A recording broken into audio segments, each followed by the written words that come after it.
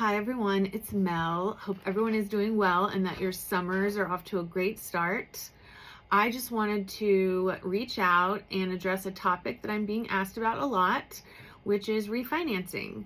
And you might be thinking, why would this crazy person be talking about refinancing when rates are disgusting? And that's a totally good, valid question. But traditionally, when people would refinance, the goal was just simply to get a lower rate and a lower payment, sometimes to shorten their loan term. We're not going to talk much about that. There's not much sense in refinancing in that structure at the moment. However, a cash out refinance or a home equity loan is something that a lot of people should be considering based on statistics, including that the average U.S. household has over $23,000 in unsecured debt, whether that be credit cards or personal loans. And as you may know, the interest rates on those types of debts are sky high. We're talking in the 20% range. And it's made many people unable to pay more than the minimum payment. And so the amount of time it will take someone to pay off those debts is just years and years and years going at that rate. So what I want to talk about is what would be some reasons to consider something like this. One, of course, is what I mentioned, is paying off debt. Another is, pulling cash out of your house in order to purchase another home or to pay for college or to establish an emergency savings account.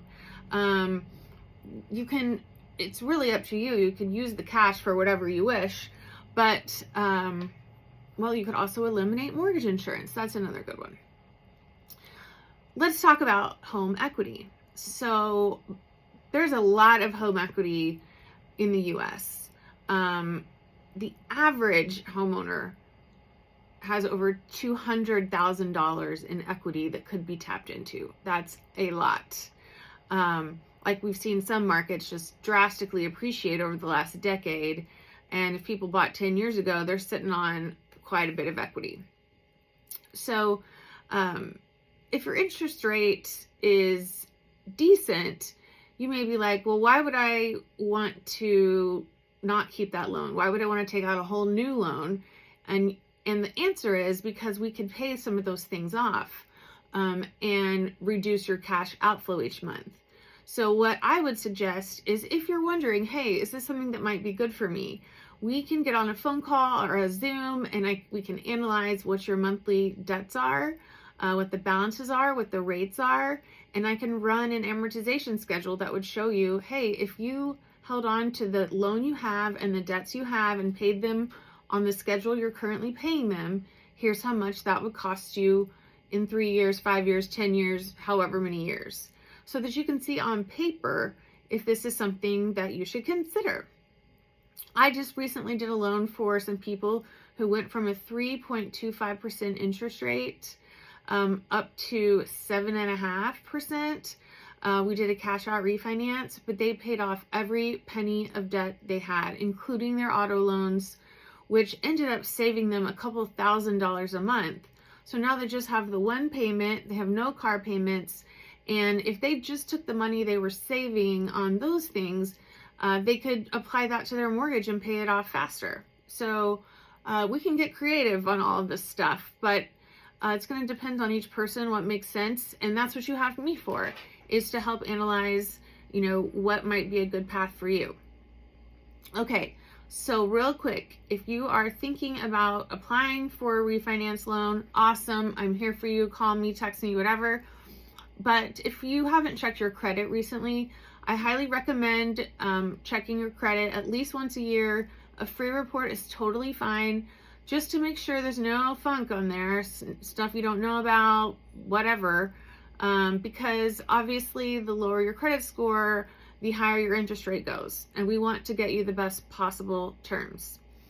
There is one app that I recommend. It's called MyFICO, and it is a paid app, but it actually tells you what your consumer credit score is, which is the one everyone sees when you have like credit card monitoring or you go directly to the bureaus.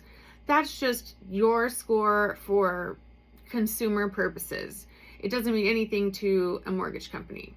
And oftentimes it'll be about 30 points higher than what a mortgage score will be. My FICO will show you your consumer score, your auto loan score, and your mortgage loan score. And it's pretty accurate. And it can also track your credit alerts, things like that. So if you're looking for a good way to track, I highly recommend my FICO. This is not a paid advertisement, however. If they want to pay me to advertise for them, I will, but not at the moment. So assuming credit looks great, good. But something that people are getting surprised by that I wanted to bring to your attention is regarding student loans. And during COVID, the CARE Act came out, and people's loans were put into forbearance, where they didn't have to make student loan payments for an extended period. Well, in late 2024, they ended that option. And all these federal loans were technically back into repayment, but tons and tons of people were not aware. They were not informed, and all of a sudden, out of nowhere, they're seeing 90-day lates on their credit for these student loans, and that can absolutely crush your credit score.